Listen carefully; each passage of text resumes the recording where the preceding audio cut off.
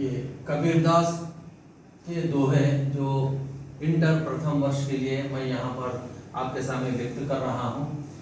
कबीरदास के बारे में अगर हम देखें तो कबीरदास का जन्म 1398 और मृत्यु 1518 अर्थात 1398 1518 ये उनका जीवन काल है। कबीरदास भक्ति काल के निर्गुण धारा के ज्ञान मार्ग शाखा के प्रतिनिधि कवि माने जाते हैं और इनका जन्म एक विधवा ब्राह्मणी के गर्भ से हुआ था। तब उनको लहर तारा नामक तालाब के किनारे उस ब्राह्मणी ने छोड़ दिया। वहां से गुजरने वाले नीरू और नीमा नामक एक जुलाहा परिवार जो निसंतान थे वहां से गुजर रहे थे। तब उनको ये नवजात शिशु दिखाई दिया तो उन्होंने उसको लेकर पालन पोषण किया। उसके पश्चात कबीर का नामकरण किया।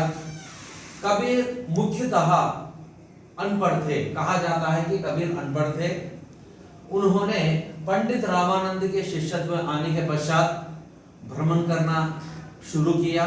उस भ्रमण में उन्होंने कई भाषाओं को सीखा जिसको हम सदुक्कड़ी के नाम से जानते हैं, यानी उनकी भाषा का नाम है सदुक्कड़ी।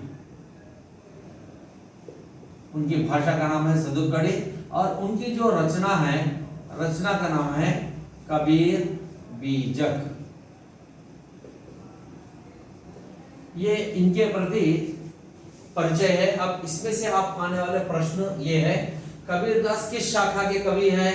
तो आप लिखते हैं वहां पर ज्ञान मार्ग शाखा। कबीर किस काल के कवि हैं? आप लिखते हैं भक्ति काल। कबीर किस धारा के कवि हैं? आप लिखते हैं निर्गुण धारा। कबीरदास को किस तालाब के किनारे छोड़ा गया था? लहर तारा नामक तालाब। कबीरदास का पालन पोषण किसने किया? नीरू और नीमा। और कबीरदास की भाषा का क्या नाम है? सदुक्कड़ी। कबीरदास की प्रसिद्ध रचना कबीर बीजक। ये इनका परिचय है। अब हम आएंगे इनके दोहों के प्रति। इनके दोहे ज्ञान से परिपूर्ण होते हैं। मुख्यतः इन्होंने गुरु को ज्यादा महत्व देते हैं। अब यहाँ पर जो उनका पहला दोहा है गुरु के प्रति है।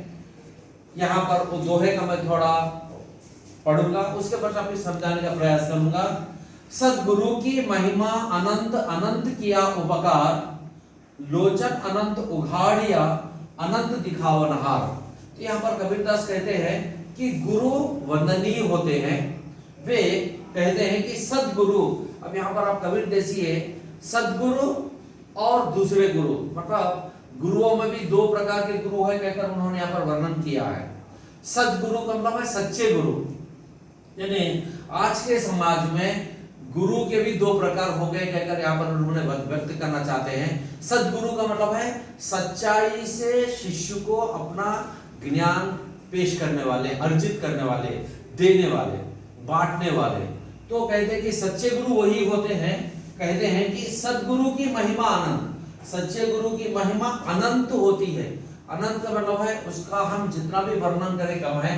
फिर उनके अनंत जो महिमा है वो महिमा का यही रूप होता है कि अनंत किया उपकार। उपकार का मतलब है भलाई, यानी उनका जो महिमा है शिष्य को भलाई कर देती है, मतलब उन्होंने ठीक तरह से जीने के काबिल बन जाता है, जीवन व्यतीत करने के काबिल हो जाता है। फिर यहाँ पर कबीरदास कहते हैं लोचन अनंत उखाड़िया।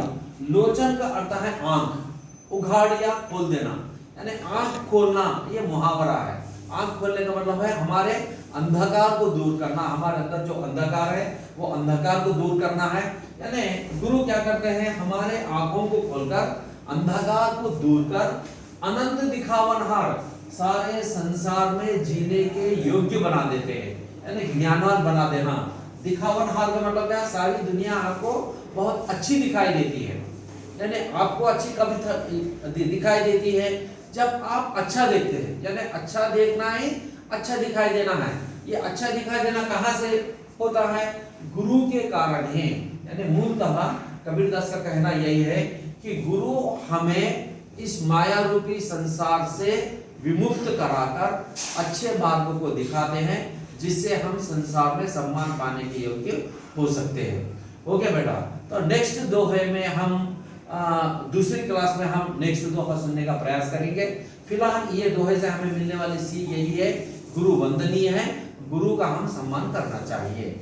ओके बेटे, धन्यवाद।